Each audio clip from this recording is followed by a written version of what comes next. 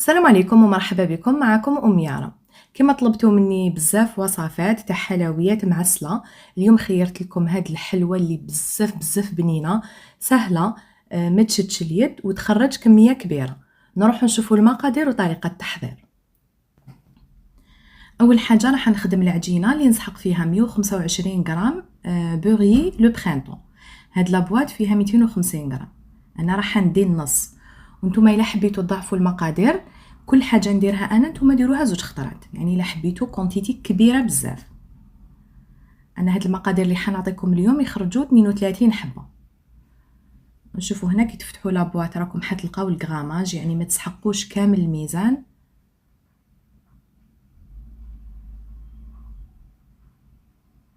نقطع هاد البوري هكا دي مورسو صغار، نزيد 2 حبات بيض يكونوا غير صغيورين، وعندي هنايا 4 مغارف كبار سكر تجيكم بالميزان 80 غرام. دوكا راح نخلط مليح هنايا. وهنايا اللي حبت تخدم بالباتور تقدر تخدم، انا وريت لكم برك بلي بالفوي خدمتها وجاتني هايله. زدت 3 مغارف كبار تاع زيت مع قرصه ملح. دائما الكاطو اللي نديرو فيه الزيت لازم نديرو قرصه الملح باش ما تجيش لاباط سالطه. ونزيد مغرفه صغيره تكون معمره مليح تاع لافاني، تحبوا ديروا بودره ولا سائله ما يهمش. وكيف لازم تزيدوا تضربوا مليح هنا. وعندي هنايا 3 مغارف تاع سميد يكون رطب، المغرفه ما تكونش معمره بزاف. ومن بعد نبدا نزيد في الفارينه. راح نعطيكم المقدار تاع الفارينه. بالكاس هذا تاع 220 ملل حطيت الكاس الاولاني والكاس يكون ممسوح. نزيد الكاس الثاني،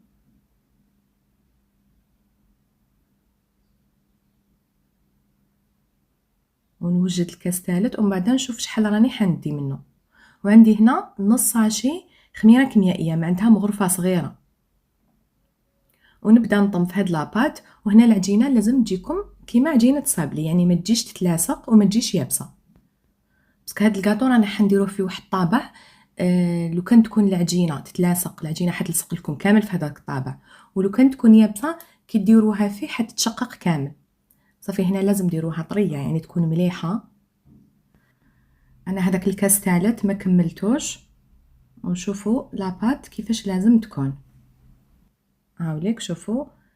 ديت واحد ثلثي كاس هكا كي نوري لكم تبان لكم.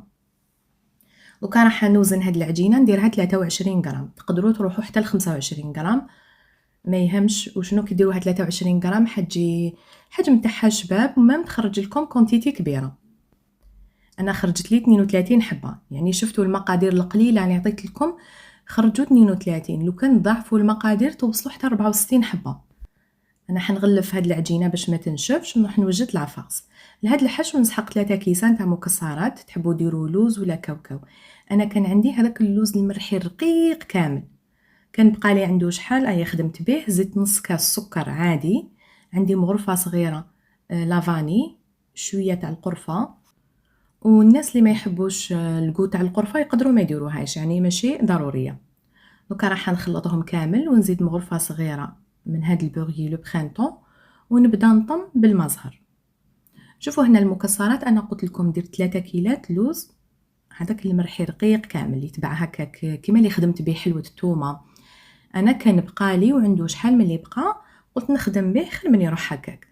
بصح ماشي لازم ديروا لوز، باسكو على بالي دوك يبداو لي كومونتير وصفه ماشي اقتصاديه. انا الهدف تاعي ماشي في اللوز ولا في الكاوكاو ولا. انا نعطيكم وصفه، نعطيكم البديل، وكل وحده دير على حسب واش يكون عندها. هنا تقدروا كاوكاو تشدوه تحمصوه على نار قليله حتى تشوفوه بدا يصفر غير شويه برك، تروحوا تخدموا به وتجيكم الغوسات هايله. هنا راني نطم بالماء زهر، نحط غير بشويه ونعجن. هنا لازم تعجنوا مليح هاد لافاس، وسورتو لا درتوها بالكاوكاو يعني ماشي تدلكوها حتى يبدا الزيت تاع الكاوكاو يخرج، لا حتى تحسوا بلي هذاك السكر داب. شوفوا لافاس كيفاش تكون. نوزنها هنايا ديروها بين 7 حتى ل 8 غرام. انا كنت درت معكم كونتيتي كبيره، قلت هذاك اللوز لازم نكملو ما يزيدش يتخبى. ولا فارس اللي بقات غدوه من داك زدت رونت عجينه غير صغيره وخدمت بها. ديت هنا 32 على حسب العجينه، وهذه لا فارس اللي بقات حنخبيها. نتوما تحبوا كي ديروا الكيله تاعكم ما ديروش الكيله تاع 220 ملل، ديروا كيله شويه صغيره باش ما يبقى لكم والو. دوكا راح نبدا نخدم، نشد هذاك الحشو نديرو هكا حربوش، والعجينه تانيك نفتحها في الوسط هكا بيدي باش نحط لا فارس لداخل ونغلق عليها.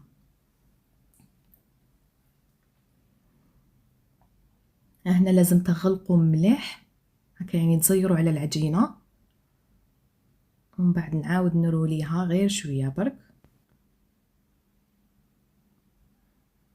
ومن بعد جبت هاد الطابع كنت خدمت به خطره لي سابلي، ولا تقدروا ديروا اي طابع ولا مول اللي يكون عندكم، مام هذاك اللي درنا به مقروط بريستيج تاني كيوالم في هاد الغوسات.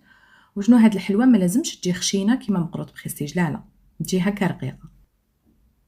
وهنا الا ما كان عندكم ني طابع ني مول ني والو، تقدروا غير بالموس ديروا من الفوق هكا خطوط وزدوا عاودوا عكسوهم وخلاص.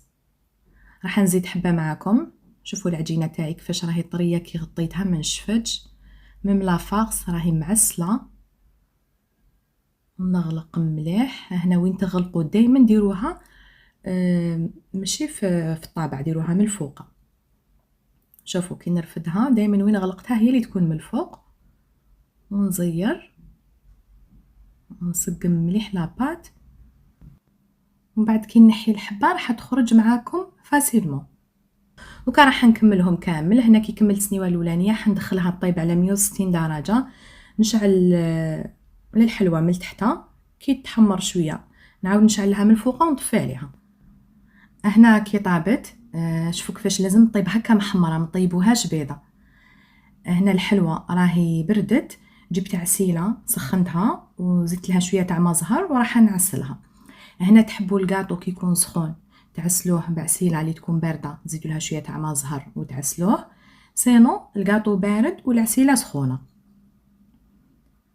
انا كي طيبت السنيوه الاولانيه زدت سنيت سنيوه الدوزيام باش طيب، صافي الكاطو كان برد، على هذه عسلته بعسيله سخونه كنت زدت لها شويه تاع ما زهر. وهنا لازم العسيله ديروا هكا من تحتها من الفوق مره على مره، قلبوا الحبه، خلوا هاد الكاطو واحد دقيقه هكاك في العسيله وقطروه. هاد الحلوه تاع اليوم بزاف بنينه، لو كان تجربوها راني متاكده كامل حتعجبكم. انا هنا راح نكمل نعسلهم كامل ونوريهم لكم بالشكل النهائي. الحلوه تاعي راهي واجده. هنا كي كملت عسلتها كامل حطيتها في طبق التقديم كالعاده، قربت لكم حبه وقسمتها قدامكم وشفتوها كيفاش تقسمت. تجي فيها واحد البنه هايله، كما نعرفوا الكاطو اللي يكون فيه السميد والفارينه يجي بزاف بنين، ومام لا فارس جات طريه وبزاف هايله. ان شاء الله تكون عجبتكم الوصفه تاع اليوم. ودوكا ما بقى لي غير نقول لكم مع السلامه.